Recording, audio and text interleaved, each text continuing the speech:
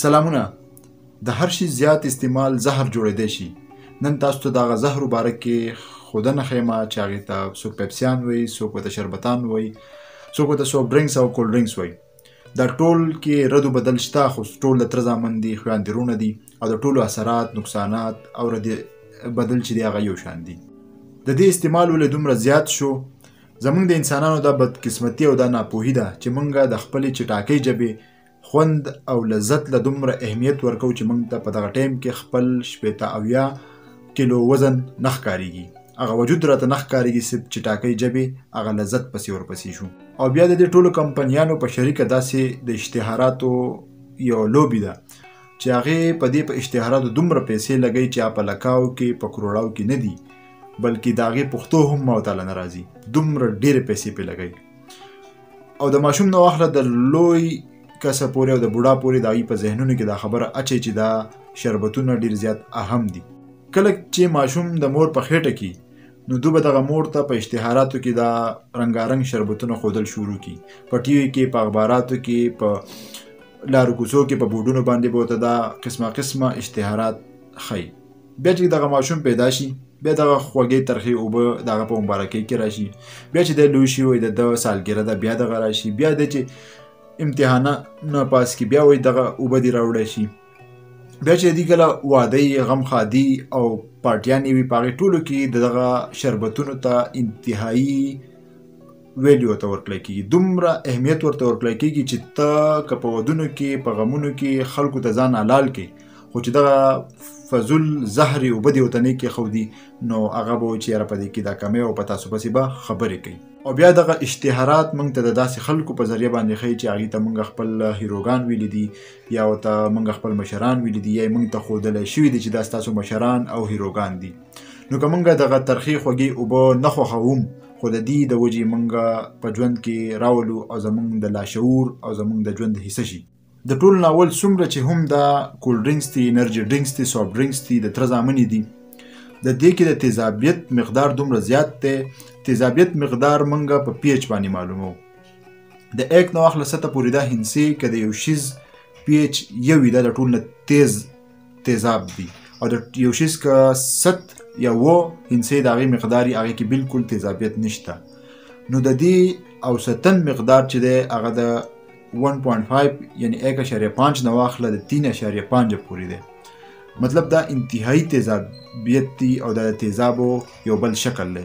او که په دې خبره ستاسو یقین نه راځي نو تاسو دا په خپل فلشونو کې په ټایلټ کې استعمال کوئ، په هغې باندې واړوئ، یو 15 منټه ورته صبر وکړئ، بیا یې ومږئ، تاسو وګورئ چې هغه دا څنګه صفا کوي.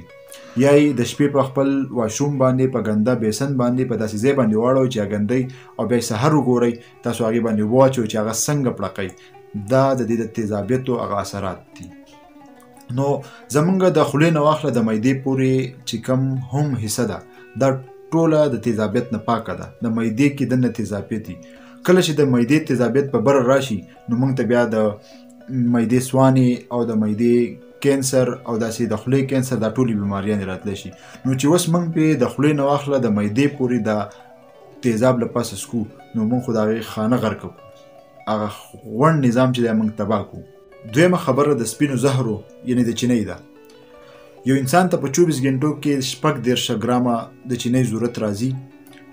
د 6 چمچو نه واخله د 9 چمچو پورې دا برابر راځي. ښځو ته 6 چمچه او سړو ته 9 چمچه. دا موږ ته د روټۍ په شکل کې، د وریجو په شکل کې، د چی په شکل کې، د مختلف خوراکونو نه دا موږ دومره اخلو چې هغه الریډي موږ 50 ګرامه او 80 ګرامه موږ خپل د کارب یعنی د چینۍ هغه لیول رسولی دی. اوس یو ویډیو مې کته په یو ګیلاس کین کې په دغه شربتونو کې 1 نو 2 نو 3 نو 4 نو 9.5 چمچه چینی وي، او دا چې کوم پلاستیکي غټ درمیانه بوتل وي په دې کې په یو بوتل کې 12.5 چمچې چینی وي. نو د دې په ذریعه دا چې مونږ کله اخلو نو د 24 غنټو هغه ټول خوراک مونږ په یو ځای باندې خپل معدې ته ورسوو. نو تاسو سوچ وکړئ چې زمونږ د وجود به سهلي، هغه چې بیا ستاسو وزن سیوا کوي، هغه بیا ستاسو په بلډ پرشر، ستاسو په زړه باندې، ستاسو په نور چې کوم ځیګر څه ته وایي په هغې باندې، په لبلبې باندې څه اثرات دي، د هغې ډېر زیات ریسرچ موجود دی چې هغه طبیعي ده. بله خبره په دې کې داسې کیمیکل دي، داسې څیزونه دي چې هغې ته کارسینوجن وایي. کارسینوجن هر هغه شیز ته وایي چې هغه کینسر پیدا کولی شي په وجود کې. ستاسو د معدې یا د خولې نه واخله د غټې کولمې پورې چې څومره هم دا لار ده په دې کې د هر ځای کینسر دا پیدا کولی شي. د معدې سوري کولی شي، دا پیپټیک السر چې څه ته وایي، د معدې ناهضمي چې څه ته وایي، او ګیس داسې یوه کولی شي. ډېر خلک دا وایي چې موږ د ګیس دپاره د استعمالوو، خو دا د تحقیق نه خلاف خبره ده.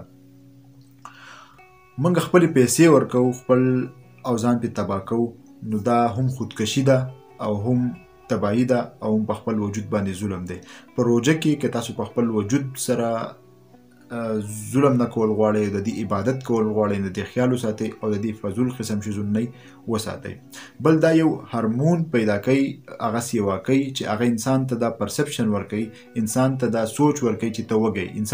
د انسان چې څومره ضرورت دی به پوره شوی، خو بیا به ته هم دته احساس کړي چې زه وږی یم، نو دی به نور خوراک کوي، د هغې سره به د وجود نور غټېږي، او د وجود د غټېدو سره چې څومره هم بیماریانې دي هغه ما په مختلفو ویډیوګانو کې ویلي. او په دې هر سره پاسه په دې کمپنیانو کې ډېرې کمپنیانې د هغه خلکو دي چې تاسو په هر د طریقې په کار ورته هغې ته وایي چې دا زموږ ازلي دشمنان دي. نو خپلې پیسې ورکوئ، خپل وجود تباه کوئ او فایده یې هغه خلکو ته ځي. او بیا چې کله موږ څکو نو د ټولو نه پکې یخ ګورو.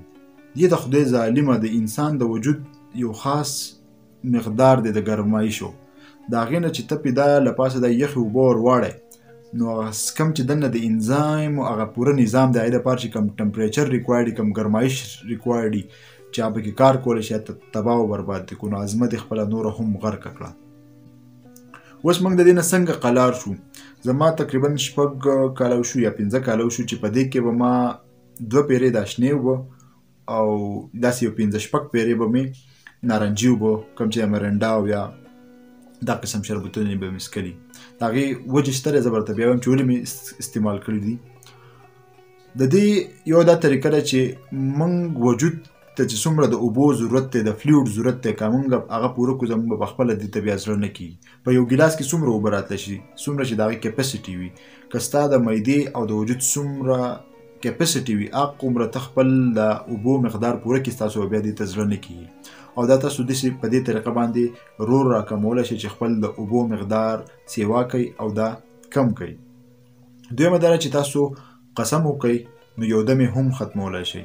چې نن تاسو قسم وکئ په خپل فیسبوک باندې، په خپل دلته په کمنټ کې او په خپل سټیټس باندې ولګوئ چې نن نه پس به زه دا کولډ ډرینکس او دا شیزونه نه څښم، نو بیا به دغه خلک تا انفورس کوي چې یاره تا چې قسم خوړلی و، دا ګیر چاپېره چې دي، نو داسې هم تاسو اخ کولی شئ. درېیمه لار دا ده چې تاسو د دې په بدل کې هغه فلویډ او هغه شیزونه وڅښئ چې هغه ستاسو بدن ته مدد درکولی شي. په هغې کې د ټولو نه اهم شیز لسی دی چې په هغې باندې ډېر زیات ریسرچ هم شوی دی. په هغې کې انټي اکسیډنټ دي، په هغې کې داسې واړه واړه شیزونه دي چې ستاسو د وجود دپاره ډېر زیات بهتري، هغه تاسو څکل شروع کوئ. د هغې نه پس قهوه شوه، قهوې باندې هم ډېر زیات ریسرچ موجود دی چې ستاسو د شوګر دپاره، ستاسو د وزن دپاره او ستاسو د سی وي ایس چې کوم سیسټم دی چې بلډ پرشر او زړه دا ټول هر څه پکې راځي، د هغې لپاره څومره مفید دی هغه تاسو سیوا کوئ. د هغې نه علاوه کله که تاسو ځان له جوس جوړوئ نو دا چې څومره هم قدرتي فروټ دي دا په جوسر کې میده کوئ، هغه څکئ، خو سپین زهر پکې مه اچوئ، چیني پکې مه اچوئ. نو په دې طریقه به دا تاسو ورو خپل دا نور چې کوم فلویډ لیول هغه به سیوا کوئ او دې نه به تاسو چوټکاره حاصله کوئ، ځان دپاره به هم فایده ورکوئ او نور دپاره به هم فایده ورکوئ. نو دغه شانتې چې اول دا ستاسو د وجود نه ورو کم شي، بیا تاسو خپل کور والا ته دغه شانتې وایئ، بیا محلې والا ته، او بیا په خپل غم ښادو کې او په خوشحالو کې هم د دې خبرې تبلیغ وکئ او په دې باندې یو بل نه مه خفه کېږئ چې دغه شنې سرې اوبه پکې دي که نه.